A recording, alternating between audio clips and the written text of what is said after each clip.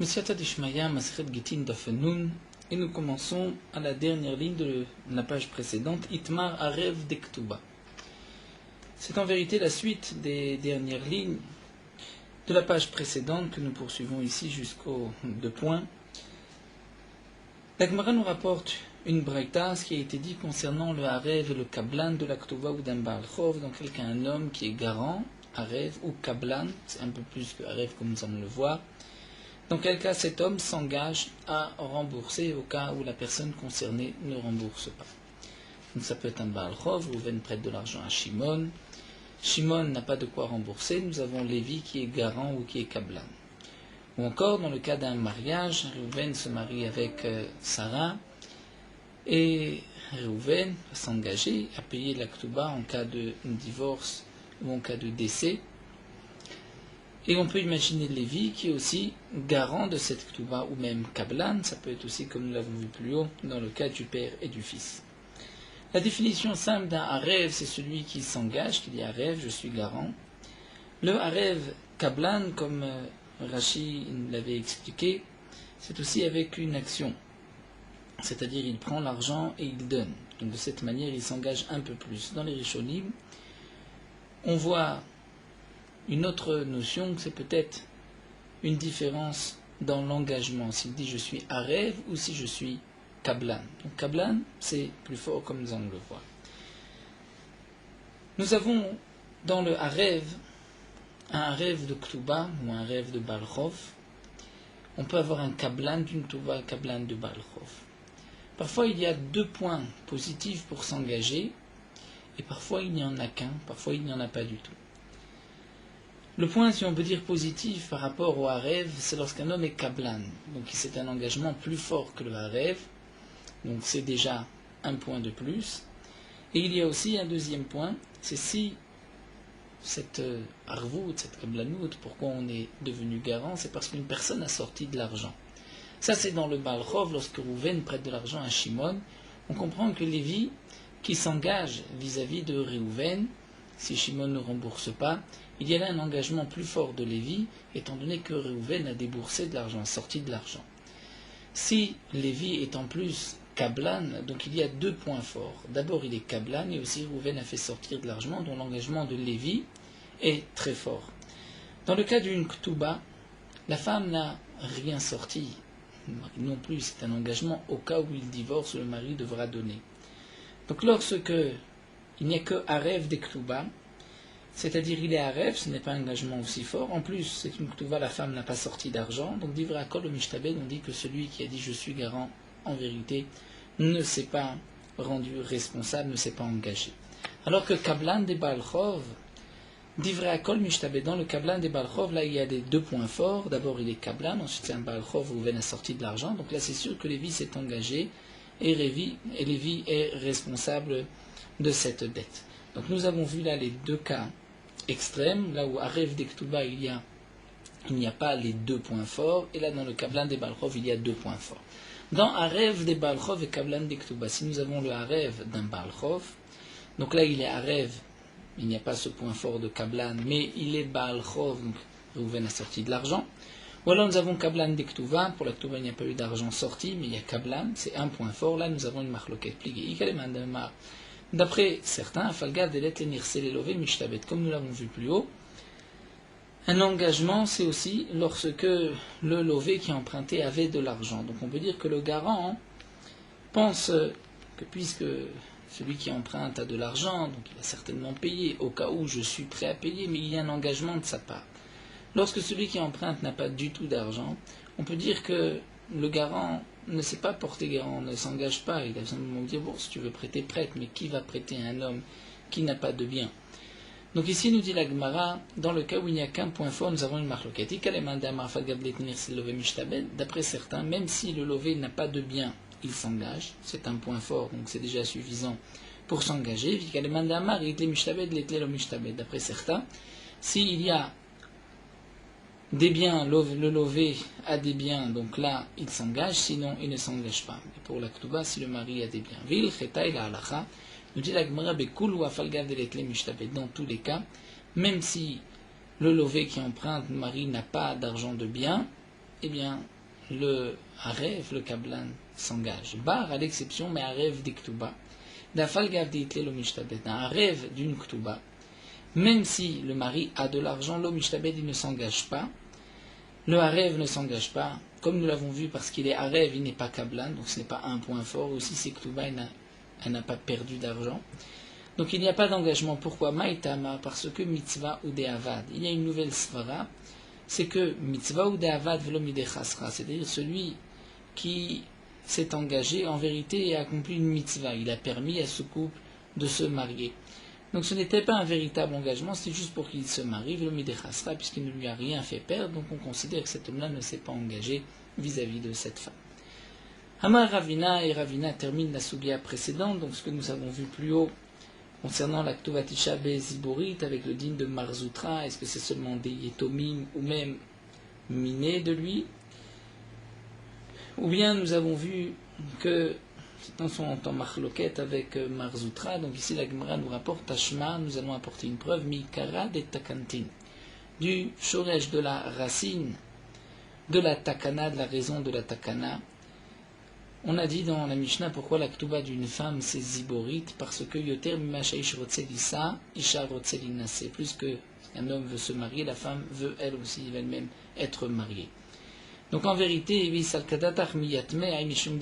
si tu dis que tout le din de Ziborit c'est seulement des Yetomim, mais que si c'est du mari c'est des Bénonites, donc la Mishnah aurait dû dire que la raison c'est à cause des Yetomim. Pourquoi nous donner la raison? Parce que la femme veut encore plus se marier que le mari.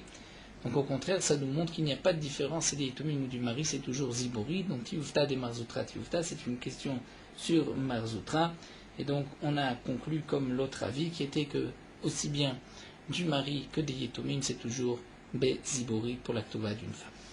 La Gemara poursuit Amar Marzoutra, Beri de Rav Nachman, Mishme de Rav Nachman, Marzoutra, le fils de Rav Nachman, du nom de Rav Nachman. Shtachov ayotse ala Yetomim. Un acte de prêt qui sort sur les Yetomim, c'est-à-dire que le père avait emprunté de l'argent. Afalpi shekatuv bo shevach. Même si dans le shtar c'était marqué, le père, on va l'appeler Reuven, avait emprunté de l'argent de Shimon. Même si Reuven, dans le shtar, s'était engagé à rembourser du idit, du meilleur de ses terrains, si Reuven est mort et que le shtar est présenté maintenant devant les Yetomim, les enfants, les orphelins, et Nogové Lamina Ziborit, le malvé, c'est-à-dire Shimon, ne pourra prendre que Biziborit du moins bon, puisque c'est des Yetomim. Amar Abaye va même apporter une preuve, que même lorsque c'est marqué dans le shtar, ça ne donne pas plus de force au malvé. Teda, la preuve des Balchov, dit Nebe Benoni, tu vois qu'en général, le Balchov c'est toujours Benoni, il prend le terrain moyen. Et lorsqu'il s'agit des Yetomim, lorsqu'il vient prendre de l'argent chez les orphelins, il prend Miyatme Beziborit. Donc même dans le cas où il a marqué dans le shtar idit, il prendra aussi Yetomim, puisque pour les Yetomim, le din change. Hamal et Rava, mais Rava dit c'est pas la même chose, Achiashta, c'est différent. Baal Chov dine midoraita beziborit. En vérité, Minatora, le Baal Chov, doit prendre Ziborit, doit prendre le moins bon, comme on l'apprend du Passouk et des Oula. D'Amaroula, puisque Oula a dit Dvar Torah, Baal Chov et Ziborit, Minatora, Reuven a emprunté de l'argent à Shimon, il doit rembourser avec le moins bon de ses terrains. Shinema, comme c'est marqué dans le Passouk, à propos d'un gage, la Torah dit Bachutz ta'amot, tu resteras dehors, Vaish asherata noshebo yotze lecha et abotachutza, et la personne qui te doit de l'argent t'apportera le gage à l'extérieur. Donc la Torah nous dit ce n'est pas toi qui va te servir, c'est lui qui va t'apporter un gage. Et qu'est-ce que lui va t'apporter? C'est évident qu'il va t'apporter le moins bon de ses ustensiles. Madarko shelish leotzi, qu'est-ce qu'un homme va sortir? Il va apporter parot shebekelim, il va chercher pendant 10 minutes dans sa maison pour voir quel ustensile qui a le moins de valeur, qui en a le moins besoin, qui est appelé, si on peut dire, le ziborit pour le donner. Donc tu vois de là, si dans le gage la Torah dit c'est le ziborit, donc de là on peut déduire que tout remboursement d'une dette c'est ziborit. Et mata amamru balchov benonit. Et pourquoi les chachamim ont dit que le balchov va prendre benonit, c'est-à-dire un terrain moyen? C'est en vérité une takana des chachamim pour ne pas fermer la porte devant ceux qui empruntent, puisque celui qui prête de l'argent dit moi je prête de l'argent en monnaie, de l'argent qui est comme idit, qui est comme du meilleur, et ensuite je vais recevoir quoi? Du ziborit, un terrain qui n'est pas fertile, je vais avoir du mal à le revendre. Donc les Chachamim m'ont dit on va lui donner le Benonit. Et on comprend que Gabeyatme ou Kmoarabanan de Oraita, lorsqu'il s'agit des Yitomim, les Khamim ont dit, là il n'y a pas de Takana des Rabanan, on reste au din de Oraita, et donc il prendra Ziborit de chez les Yitomim. Mais dans notre cas, où le Lové, le père, a écrit qu'il s'engage à donner de la Idit. Là, c'est un engagement qui est Minatora, puisque c'est marqué dans un shtar. Lorsqu'un homme s'engage, Minatora, il peut prendre Idit. Si c'est ainsi, même lorsqu'il y a des Yitomim, le din ne devrait pas changer. Et la Hacha, Kevan Dinim, Idoraita Beidit, puisque Minatora, le din c'est Beidit, étant donné qu'il s'est engagé. Donc c'est comme nous dit Rashi, si le terrain est devenu le garant de la dette, et le garant, on voit dans la Torah qu'il y a un shibud. C'est là la preuve que lorsqu'on écrit dans un shtar, on s'engage minatora. Donc, afilu miyatmen, amebeidit, même des yitomim, on devrait prendre du idit, il ne devrait pas y avoir de différence. La Gemara continue, vele rava, ve'atane, Avram, chuza'a, en ifrem, minirse miyetomim, ela mina ziborit. La Gemara pose la question, mais d'après Rava, qui dit que lorsque le père s'est engagé à donner du idit, on prendra du idit. Pourtant, nous avons une braïta, Avram, Choussa, a dit, En Ifrem, Minerse, Yitomim, et la Minaziborit. On ne prendra des biens des Yitomim que Miziborit, du moins bon, va filouen Niziki, même si c'est un dégât que les Yitomim doivent payer, un dégât que le père avait commis. Et le Nizakim, Dinamidoraita, c'est Minatora, Beidit. Et pourtant, on voit que des Yitomim, on prend Ziborit. Donc si c'est ainsi, on devrait dire la même chose, même lorsque le père s'est engagé dans un shtar, on ne pourra pas prendre idit, mais ziborit. Harabema eskina, donc ici l'agma répond, Kegon shaita idit denizak ziborit de mazik. Ici on parle, c'est-à-dire la braïta de Avram Chouza, et on parle dans le cas où le meilleur du nizak, de celui qui a été endommagé, correspond au moins bon du mazik. Et d'après Rabbi Ishmael, c'est Rabbi Ishmael, de Amar qui a dit Midoraita bedenizak shemina. D'après Rabbi Ishmael, Minatora, on regarde les terrains du Nizak. Et comme chez le Nizak, son idit correspond au moins bon du Mazik, donc normalement Minatora, on devrait donner le moins bon, le Ziborit du Mazik. Nous avons vu que les Khamim ont institué Taknoura Banan Bede Mazik, on va tout d'un coup prendre le meilleur du Mazik. Mais Minatora, on aurait dû prendre le Ziborit du Mazik, puisqu'il correspond au meilleur du Nizak, celui qui a été endommagé. Les Khamim m'ont dit, tu ne prends pas le moins bon, tu prends le meilleur du Mazik, mais c'est Midera Banan. Donc c'est pour cela que lorsque le père est mort et qu'on se rend chez les Yitomim, on revient au din de la Torah et on reçoit Ziborit. C'est ce que la Gemara termine, Vegabeyatme, ou Kumarabanan d'Oraita, lorsqu'il y a des Yitomim, on reste sur le din d'Oraita. Donc on pourrait maintenir ce qu'a dit Rava. Et donc nous avons là pour l'instant une marloquette. Marzoutra nous dit que si le père s'est engagé lorsqu'il a emprunté à rendre du idit, eh bien on ne prendra des yitomim que du ziborit. Rava n'est pas d'accord et pense qu'on devra donner du idit puisque c'est un engagement minatora. La Gemara termine ni vatani Rabbi Lazar ni vata'a. Pourtant Rabbi Lazar va enseigner l'ifrem l'irsi yitomim mina ziborit va filwen hidit. Il avait enseigné on ne prend des biens des yitomim que du moins bon ziborit, du terrain le moins fertile, va filwen hidit, même si c'est du hidit. Que signifie maya filwen hidit? Qu'est-ce qu'il a voulu dire par là? Même si c'est hidit, c'est pour nous dire afalgav dirtiv hidit beshtara, n'est-ce pas que c'est pour nous dire filwen hidit, même si c'était marqué hidit dans le shtar, eh bien malgré tout on ne prend que du ziborit. Donc c'est une question sur Rava qui a dit que dans ce cas-là on prend du hidit. L'agma répond l'eau, maï hidit, shefa et idit, que des Rava. Que signifie idit? C'est shefa et idit, c'est-à-dire que, comme nous allons voir, comme le din de Rava, donc Rashi va nous l'expliquer d'abord, ensuite on reverra dans les mots de la Gemara. Rashi nous dit ce qui est marqué ici, idit, c'est même que dans le shtar de la leva'a, même s'il est marqué idit, eh bien dans ce cas-là, on ne prendra pas de ce idit, bien qu'il est marqué. Pourquoi? Parce qu'ici on parle dans le cas où après le prêt, la idit est partie de chez lui. On veut dire shafaï, c'est-à-dire elle a bougé de place. On veut dire kaftzan, dire elle a sauté. C'est-à-dire que par exemple, elle a été inondée, ou bien des hommes, des non-juifs ont volé le terrain, ou le terrain a été abîmé pour une raison ou une autre, et à ce moment-là, le tnaï s'annule. Le tnaï s'annule puisqu'il a dit je vais te donner du meilleur, il précise le terrain, ensuite le terrain est inondé, c'est abîmé. Donc là, puisqu'il n'y a plus l'engagement, il ne peut plus donner le hidit, Donc là, le Baal Chov devrait prendre Ziburit Minatora. Miderabanan, on a dit tu prends Benonit. Et donc pour les Yetomim, on revient au Deoraita, il prendra Ziburit. Donc on maintient ce que nous a dit Rava, c'est que lorsque c'est marqué dans le shtar, je te rembourserai avec du meilleur, même si cet homme meurt et qu'on prend des Yetomim, on prendra le meilleur. Ça c'est ce que pense Rava. Ce qui est marqué dans la Braïta de Rabbi Lezer Nivata, on le prend des Silmilasbrut, même si il est dit. On parle dans le cas comme de l'Agma, mais Edith, Shafa Edith, que le Edith a bougé, c'est-à-dire on ne peut plus le prendre, donc là on revient au din de la Torah. Kede Rava, comme a dit Rava, Damar Rava, Ezik, Ziborit, Gove Mina Edith. Comme dit Rava, si un homme a endommagé même du Ziborit, du moins bon, eh bien, Gove Mina Edith, c'est-à-dire on va prendre du meilleur du Mazik. Rachid nous dit, même si c'est Edéidit, le meilleur du meilleur d'après Rabbi Akiva, on prendra le Idit, et d'après Rabbi Ishmael, nous rapporte Rachid, on prendra juste Midérabana, le Edéidit.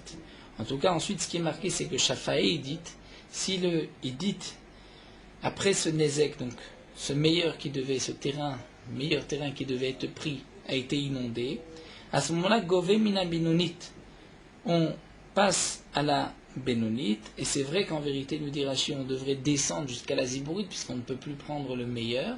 Seulement les Chachamim m'ont dit, tu restes au Benonit. Lorsqu'il y a des Itomim, donc les Chachamim m'ont dit, on laisse le din Minatora, donc Zibourite. Donc ces dernières lignes, comme l'explique Rashi, ce n'est pas ce qu'a dit Rava, mais c'est ce que Rabba répond à la question qui lui a été posée. Donc en conclusion de la Gemara, nous avons effectivement une marloquette entre Marzoutra et Rava. Lorsque un homme a emprunté de l'argent et il a marqué dans le shtar, je m'engage à donner du idit du meilleur, et qu'ensuite il est mort et on vient prendre chez les Yitomim, d'après Marzoutra, on prendra des Yitomim Ziborit, alors que d'après Rava, dans ce cas-là, puisque c'est un engagement Minatora, on prendra du meilleur du idit. Dans le cas où le idit s'est inondé et qu'on doit de toutes les manières descendre, donc pas prendre idit, donc là, c'est vrai qu'on descendra tout de suite au Deoraita. On continue à Ephraim Nirse Yitomim Minaziborit. Donc nous avons vu dans la Mishnah qu'on ne prendra des biens des Yitomim que Minaziborit, que du moins bon. Baerab Achad Bave Barami. Achad Bave Barami pose l'action. Yitomim Shambrou Ktanim ou Afilo Gdolim. Ce qui a été dit, on ne prend que des Yitomim, que du Ziborit des Yitomim. Est-ce que c'est des Yitomim Ktanim, donc petits, moins de bar mitzvah, ou même des grands Yitomim? Quelle est la question? Est-ce que Takantaïd Avdrabanan Gabeyatme? On pourrait dire que c'est une takana que les Khamim ont fait, parce que les Khamim ont eu pitié, nous dit Rachid des Yitomim. Donc ils ont dit, on ne va pas monter au din des Rabbanan, on laisse au din de la Torah Ziborit, puisque personne ne va s'occuper personne n'est là pour s'occuper des biens des Yitomim, donc autant qu'ils remboursent le Ziborit, parce que sinon, s'ils gardent le Ziborit, ils vont avoir du mal ensuite à revendre même le Ziborit ailleurs. Donc, puisque c'est une takana des Chachamim, on comprend que l'ektanim avoudrabanan, l'ektonim l'avoudrabanan, l'ekdolim l'avoudrabanan. La takana a été faite pour les petits qui n'ont personne pour s'occuper d'eux, mais l'ekdolim qui peuvent eux-mêmes s'occuper de leurs biens, les Chachamim n'ont pas fait de takana. Et donc, ce qui est marqué qu'on ne prend que du Ziborit, c'est lorsque les enfants ont moins de bar mitzvah. Odilmo, peut-être que non. En vérité, pourquoi on prend de la Ziborit, des Yitomim? Ce n'est pas parce que les Chachamim ont fait une takana, personne ne peut s'occuper d'eux, et donc on ferait une différence entre Ktanim et Gdolim. La mishum de l'homme asikadate des malvés, des mitlové, simplement parce qu'un homme, lorsque il emprunte de l'argent, ou lorsqu'il prête de l'argent, on va dire, pour le malvé, il ne pense pas qu'un jour le lové va mourir et qu'il doit se retrouver chez les Yitomim. Et donc, il n'y a pas lieu de dire que si on ne prend pas du meilleur, on va fermer la porte. Puisqu'un homme ne pense pas à cela. Donc lorsqu'il prête, il ne se dit pas, tiens, il va mourir, ensuite je recevrai que le Ziborit. Donc c'est pour cela qu'on prend du moins bon des enfants, donc c'est dans les mots Odilma, Mishum Masigalate des Malvés, c'est parce que ce n'est pas une takana des Rabbanan, c'est le din. Le din c'est le Ziborit. Pourquoi on a dit Benonit? Pour ne pas fermer la porte. Eh bien là, même si on n'est pas Metaken, étant donné que celui qui prête ne pense pas des mythes lovés, que le lové va peut-être mourir, et que les biens vont aller chez Yitomim et que lui devra prendre chez les Yitomim, et qu'on va dire, oui, mais il veut prendre du Bénonite parce que sinon, d'Avelé Noël Délet, on va lui fermer la porte. Non, un homme ne pense pas à cela, il ne pense pas qu'il devra aller un jour chez Yitomim. Et donc, la takana, c'est que si lui est encore vivant, on prend du Benonite. Si c'est chez les Yitomim, là on prendra du Ziborite. Et donc il cas Afluk de l'Imname, même si les enfants sont grands, le din ne change pas, on prend de la Ziborite. Tashma, alors l'Agma va essayer d'apporter une preuve. Tane Abaye Keshisha. Abaye Keshisha, c'est-à-dire le vieux Abaye, a enseigné Yetomim Shamru Gdolim Ben Sechlomar Ktanim. Ce qui avait été enseigné les Yetomim, c'est les Gdolim, et il n'est même pas nécessaire de dire Ktanim. Donc les Takanat de Chachamim concernant les Yetomim concernent aussi les grands, plus de Bar Mitzvah.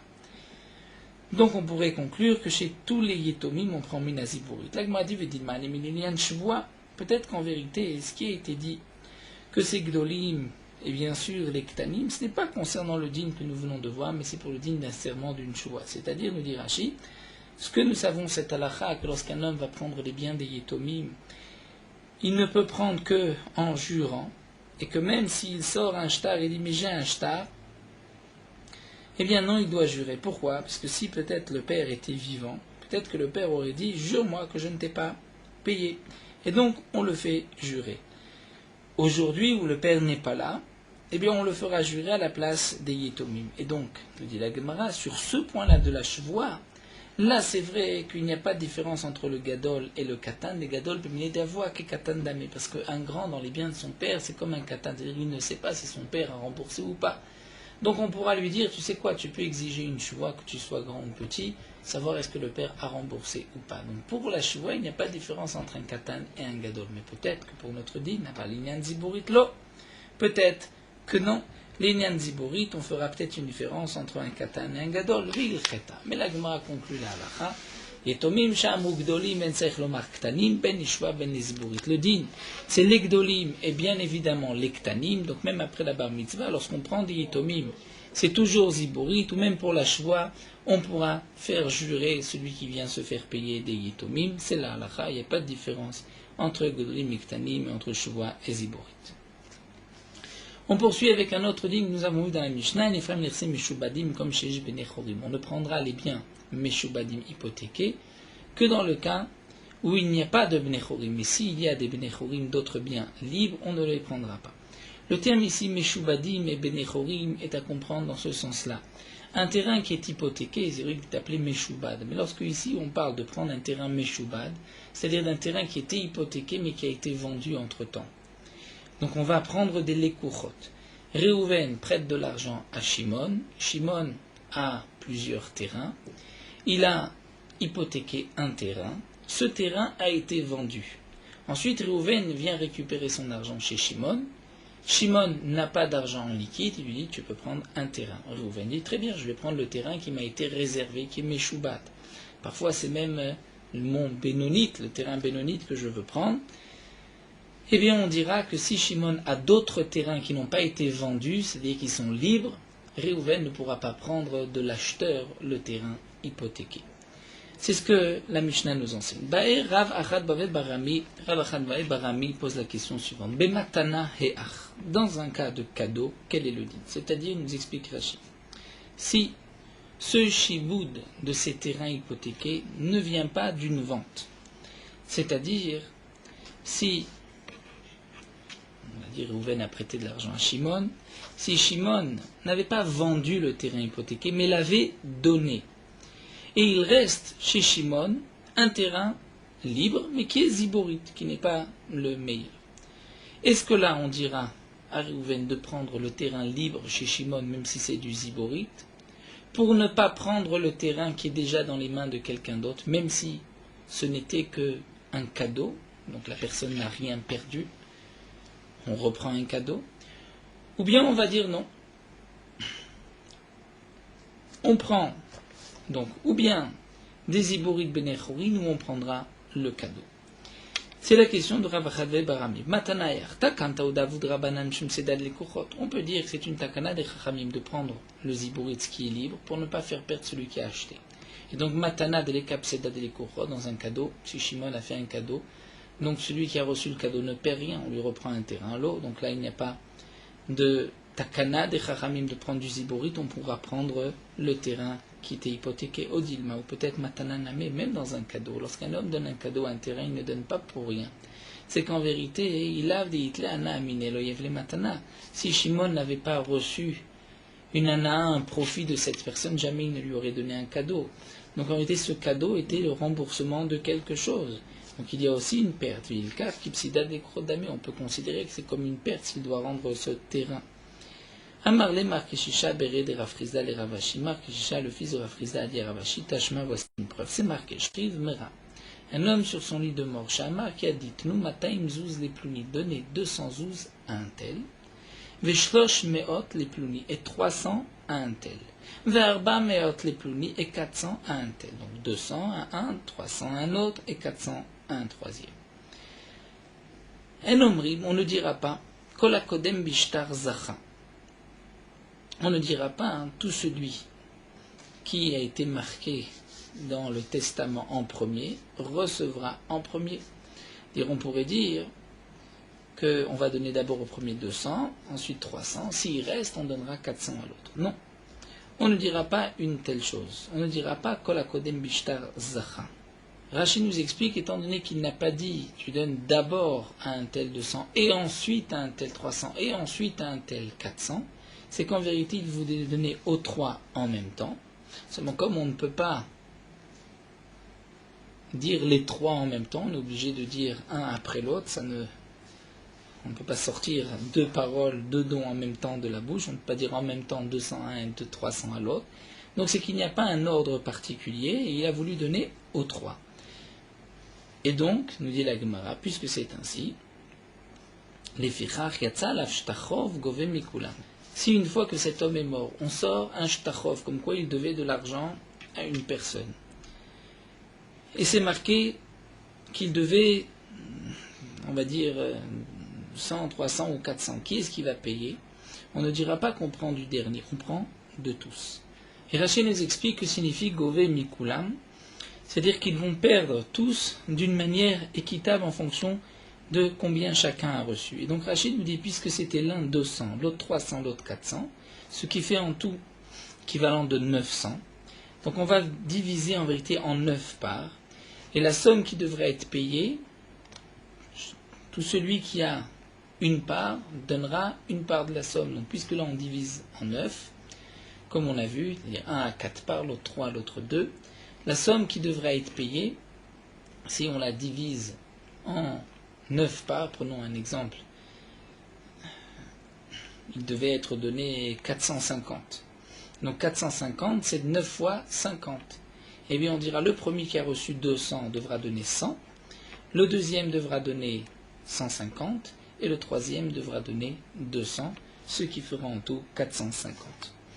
Dans le cas, aval, imamart, nous mataim sous les plouni, donner 200 à un tel, vachrav les plouni, et ensuite à un tel, vachrav les plouni, ensuite à un tel, donc là, il y a un ordre. Donc, omrim, on dira, kola kodem bishtar zacha, c'est-à-dire celui qui a été marqué en premier dans le shtar, c'est lui qui reçoit en premier. Et donc, les fichar, yatsa, l'avshtachov, govemina acharon. Si ensuite il y a une dette, on prend du dernier, puisque le premier a reçu avant les autres. Donc, on prend du dernier. S'il n'y a pas suffisamment enlo, c'est-à-dire si le dernier a reçu 400, il fallait payer 500, on prend encore 100 de celui du deuxième.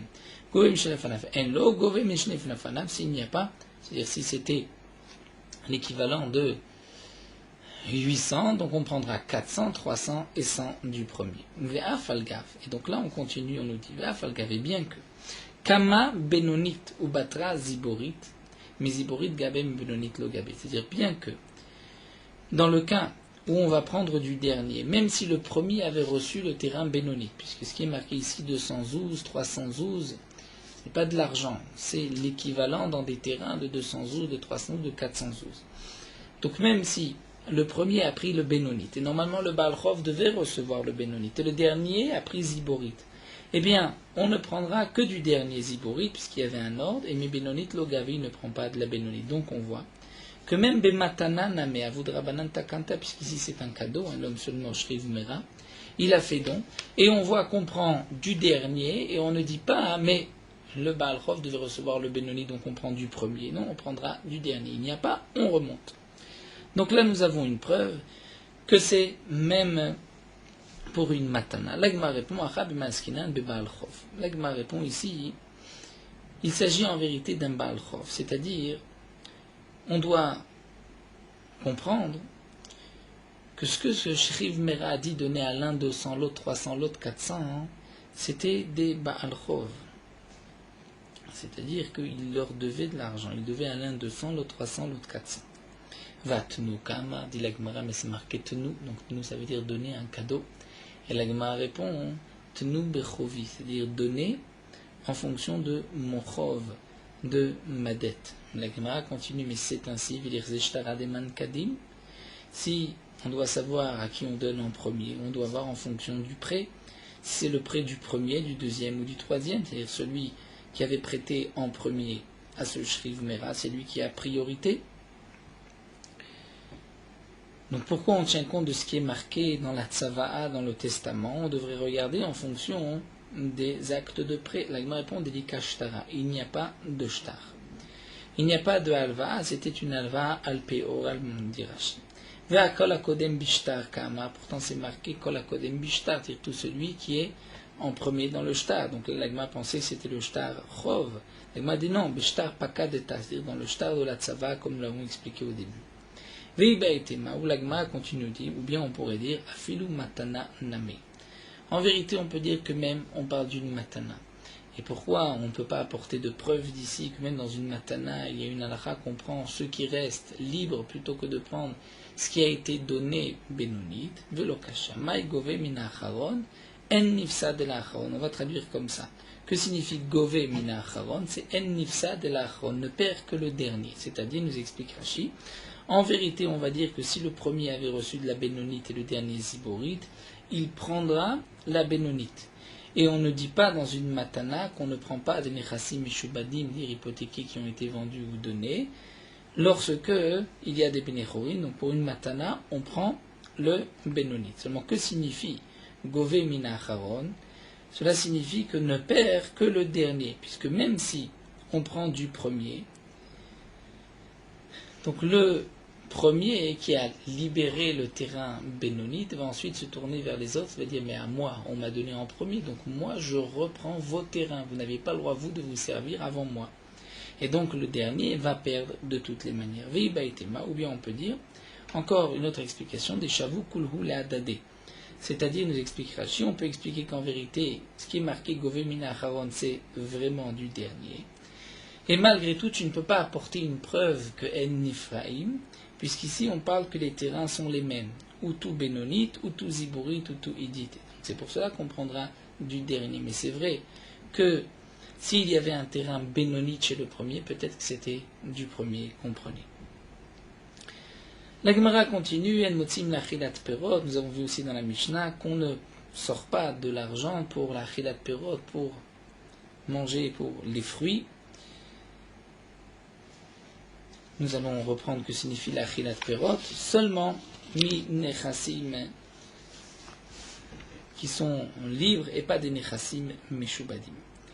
Donc que signifie l'Achilat Perot? Rashi avait expliqué, si un homme a volé un terrain, il l'a vendu, l'acheteur a cultivé le terrain a donné des fruits, celui qui a été volé vient reprendre le terrain avec tous les fruits de l'acheteur. Et celui qui a été volé, le nixal, ne payera à l'acheteur que les frais qu'il a eus. Ensuite, l'acheteur va retourner chez le vendeur, qui est en vérité le voleur, et il va reprendre la valeur du terrain, puisqu'il lui dit tu m'as vendu un terrain volé, et il prendra donc la valeur du terrain, même des biens hypothéqués qui ont été vendus, puisqu'il y avait une garantie, comme nous avons dit, mais les fruits, ce qu'il va récupérer, ça il ne prend que des nechassim, benechorim, des biens libres. Pourquoi nous explique l'Agma Maïta Amar Oula Maresh Lakish, les fiches chez En Ketuvim. Nous dit Oula au nom de Resh Lakish parce que les fruits ne sont pas marqués. C'est-à-dire, lorsque cet homme a écrit le shtar comme quoi je te vends ce terrain, le terrain qui était volé, et il a pris sur lui la garantie de rembourser le terrain en cas où on lui reprend le terrain, donc bien sûr il n'a pas dit que c'était un terrain volé, il pensait que le terrain allait rester. L'acheteur a voulu une garantie, en tout cas les fruits n'étaient pas encore là et n'ont pas été écrits dans le shtar. Donc, la valeur du terrain, c'est comme un prêt bishtar. Mais la valeur des fruits, c'est comme un prêt alpé, oral. Et nous dit Rashi, un prêt à l'oral, mais va alpé, on ne prend pas des nechassim et shubadim qui ont été vendus. Et même, nous dit Rashi ici, il a marqué Anaïkoum, c'est-à-dire moi je vais me lever, va achever Zevina et je vais m'arranger la vente, c'est-à-dire ce que je te vends, je te le rendrai. Ilin, celle-ci, Inun, Eva, Maleon, Veshabreon ou Peredidon. Il précise même les fruits. Mais malgré tout, il a une obligation de garantie de rembourser les fruits, mais des Benechorim, pas des Meshubadim. Pourquoi nous explique Rashi? Parce que lorsqu'il y a un prêt qui s'est fait par écrit, pourquoi on peut prendre ensuite le terrain hypothéqué même de l'acheteur? C'est qu'on va dire à l'acheteur, mais tu savais que ce terrain était hypothéqué, tu savais qu'il y avait un prêt, ou là tu savais qu'il y avait une vente, pourquoi tu ne t'es pas protégé? Mais dans le cas des fruits, vous pouvez dire, mais je ne savais pas, puisqu'il n'y avait pas encore de fruits au moment de la vente, donc il n'a pas pu évaluer le terrain et les fruits, et donc il n'y avait pas de colle dessus, et donc c'est pour cela qu'il n'est pas obligé de rembourser. Ça, c'est ce que nous dit Resh Lakish. Donc il remboursera, mais pas des biens hypothéqués qui ont été déjà vendus, seulement des biens qui sont libres. Amarle Rabbi Abba Leoula. Pourtant, Vamazon Aïcha va Abanot, donc dans la Mishnah, pour Pachilat Pot, on a expliqué, mais il y a aussi d'autres choses. Comme nous avons vu, par exemple, Mazon Aïcha va Abanot, nourrir la femme, soit que le mari est décédé, ou Banot ou les filles. Et là aussi, on ne prend pas des terrains hypothéqués, c'est-à-dire des terrains qui ont été vendus, mais on prendra des terrains libres qui sont restés du père. Mais là, Mazon Aïcha va Banot, qui est mandictiveda, mais ça fait partie de la Ktuva, donc c'est marqué. Vekatane, et pourtant En Motzi, c'est marqué qu'on ne sort pas de l'acheteur. Amarli répond à Tam Meikara Achitkun. Là-bas, Milechatrila, les Chachamim m'ont ainsi institué que Ktuvim Metzed Bnechum et Ktuvim Metzed Meshubadim. Ce qui est marqué dans la Ktuba, c'est que on pourra prendre des biens du mari qui n'ont pas été encore vendus. C'est-à-dire, c'est vrai que les biens du mari sont hypothéqués, mais on ne prendra que des biens qui n'ont pas été vendus. On ne prendra pas des biens qui ont été déjà vendus par le mari. Donc Ravasi dit parce que ce n'est pas marqué chez Ktuvim. Amarle Rabbi Ravasi Vamazon Aisha Vavanuk Maktivi Dame Eknan Motsim lui repose la même question. Amarle dit Mikara Achitkun Ktuvim Metzed Bnechum et Ktuvim Metzed Meshubadim. C'est comme si les familles m'avaient institué. C'est le Tnaï Bedin que c'est vrai que c'est Katouv et donc il doit rembourser, mais seulement si le père a laissé des terrains libres qui n'ont pas été vendus. Mais les terrains vendus, on ne pourra pas prendre pour Mazon Aisha un Ve'abanot. Rav Hanina, la Gemara termine, Rav Hanina donne une autre raison à Mar les fiches En Ketsuvim. Ce n'est pas parce que ce n'est pas marqué, mais simplement parce que En Ketsuvim. C'est-à-dire, on ne sait pas quelle est la valeur des fruits. Il n'y a pas une valeur qui est précise. Et donc, l'acheteur ne peut pas se protéger, mais dire je n'ai pas acheté ce terrain parce que peut-être qu'on va me le reprendre, étant donné qu'il ne sait pas quel sera le montant des fruits. Et donc, puisqu'on ne sait pas, donc on ne peut pas ensuite réclamer les fruits des biens qui sont hypothéqués, c'est-à-dire qui ont été hypothéqués et vendus, mais on ne prendra que des bénéchorim. Nous nous arrêtons ici à Beléou. Nous poursuivons avec Morot Halacha Daf Nun concernant le Yu les Ratson que les Chachamim ont institué à la fin de la Tfila. Les Chachamim ont institué de dire ce passou, que ce soit Yu les Ratson, que tout ce que nous avons dit soit une volonté d'Akadosh Baruch Hu, à la fin du Shmoneh Esrei, de la même manière que David Amelech a dit ce passou après les 18 parachiotes du Tehilim. Les poskim nous disent que de dire ce passou qu'il y a de grands secrets des sodotes, et donc il faut le dire doucement avec Kavana, et ceci va aider que les tfilotes soient acceptées et qu'elles ne reviennent pas, qu'on ne revienne pas les mains vides. Après le Shmoneh Esrei, on rajoute les Tachanunim, le fameux Elokai Netzor. Le Chatrila, on doit dire lui Ratson avant Elokai Netzor, et on peut le dire une deuxième fois à la fin de Elokai Netzor. Donc il est bon de le dire une fois avant, une fois après. Certains ont l'habitude de ne pas le dire avant Elokai Netzor, mais juste à la fin. Celui qui a l'habitude de dire Aseh leman Shema, Aseh leman Niminach, Aseh leman Torah, Aseh leman Kedushatach, la Gemara nous dit qu'il aura le mérite de recevoir, de voir la face de la Shrina. Avant de dire les Ratson la deuxième fois, il est bon de dire un passouk de la Torah ou des Nevim ou des Ktuvim qui commence par la première lettre de son nom et la dernière lettre de son nom. C'est une ségoula pour se rappeler de son nom. Après le décès de l'homme, puisque lorsqu'un homme est mort, comme c'est rapporté dans le Shlo au nom du Harizal, les Malachim le frappent tant qu'il n'a pas dit son nom, et donc celui qui dira un passouk tous les jours, c'est une ségoula pour qu'il n'oublie pas son nom.